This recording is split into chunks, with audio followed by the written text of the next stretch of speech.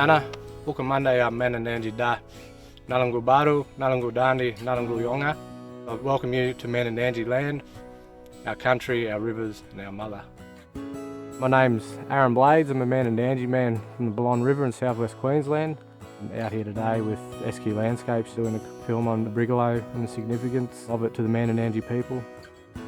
Brigalow, which is Ugara in our language. Brigalow has a lot of different significant values to us as people.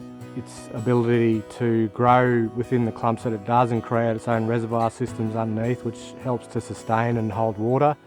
And this is an attribute which Gumby, which is also important, which will attach itself to Brigalow concentrations at some point.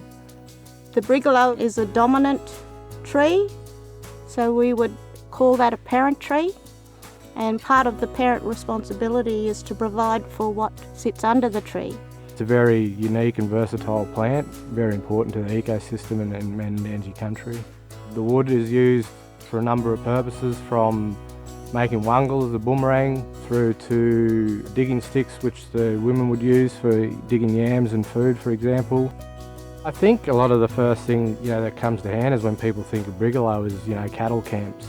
A lot of the landholders will use concentrations of those within their properties to allow shade for their cattle, but that also introduces deterioration around the root systems and eventually they'll die off from that.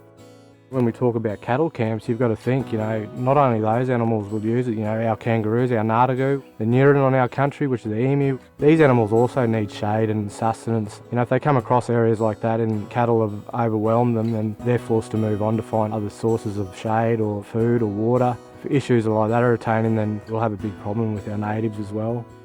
What used to be here is not what's now here in terms of how much of the Brigalow is still around in contemporary times. So land management practices today don't consider what's important for the Brigalow tree, what lives beside it or under it or around it. Past practices that Aboriginal people would have used, including us as Mandandanji, would have been cultural burning techniques. So knowing how to use a cool burn so that it only burnt stuff that needed to be burned to make country healthy.